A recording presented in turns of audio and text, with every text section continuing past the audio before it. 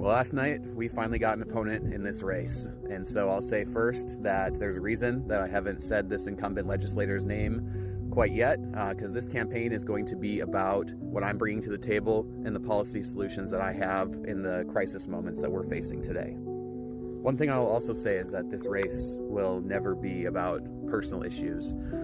Scott has served Minot since 2011, and he has a nice young family, and I wish them nothing but peace and happiness.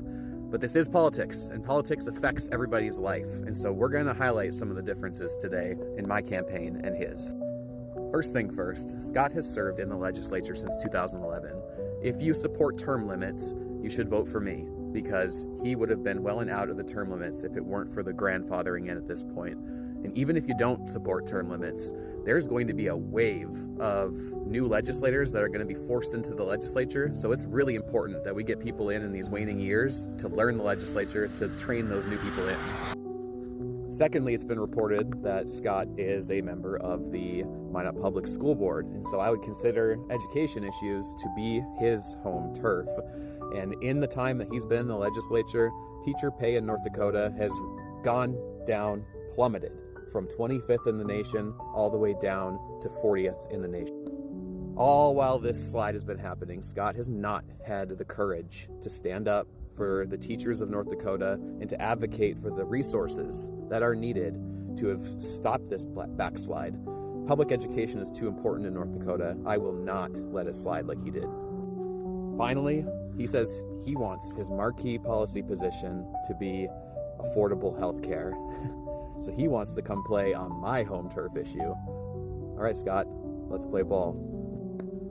I've already been on record in this campaign saying that healthcare is a crisis, and it's becoming more of a crisis as the days pass. So I'm coming forward to say we need an ambitious legislative management study to study the issue, to propose things like universal healthcare and the tax structures we need. And I've also proposed using the Bank of North Dakota to be a lever to bring providers into the state with zero interest loans to try to shore up our provider crisis.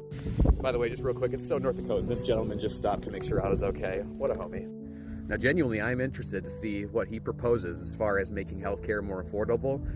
My hunch is it's going to be a couple sutures for a gaping wound, and so I don't think it's going to be adequate, but hey, let's talk about it. Let's get things better for the people of North Dakota. So if you want to change, you want to try something new, support this campaign. We're bringing new ideas, fresh ideas, ones that are ready to meet the moment that we're facing. And I just do not believe that the representation of Representative Louser has been good enough. And so I'm going to make my case to the voters of District